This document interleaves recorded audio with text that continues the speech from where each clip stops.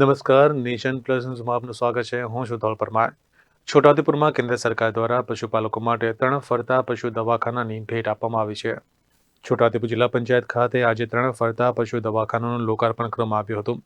પશુધનની નિઃશુલ્ક સારવાર માટે કેન્દ્ર સરકાર પુરસ્કૃત 3 મોબાઈલ વેટરનિટી ક્લિનિક પશુપાલકોના પશુધનના તંદુરસ્ત નિર્વાહ માટે આપવામાં આવ્યા છે. આ 3 વાહનોનો સંપૂર્ણ ખર્ચ કેન્દ્ર સરકાર દ્વારા આપવામાં આવ્યો છે, જ્યારે તેની જાળવણી, નિભાવણી અને અન્ય ખર્ચ રાજ્ય સરકાર હસ્તક રહેશે. છોટાઉદેપુર જિલ્લાના 6 તાલુકા પૈકી જેતપુર, છોટાઉદેપુર અને કવાંટ તાલુકામાં 3 વાહન ઉપલબ્ધ કરાવવામાં આવી છે.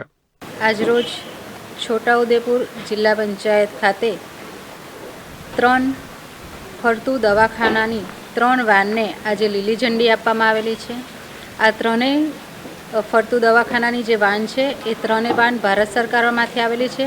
એનું મેન્ટેનન્સ બધું ગુજરાત સરકાર કરશે.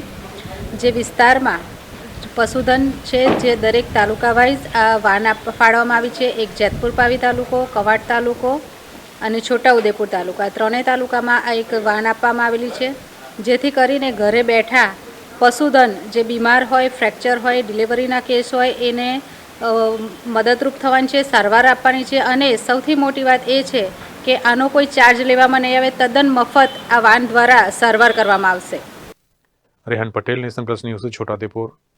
સમાચારોના સતત અપડેટ માટે નેશન પ્લસ ન્યૂઝના યુટ્યુબ ચેનલને સબસ્ક્રાઇબ કરો, બેલ આઇકન દબાવો અને ફોલો કરો ઇન્સ્ટાગ્રામ, ફેસબુક અને ટ્વિટર પર.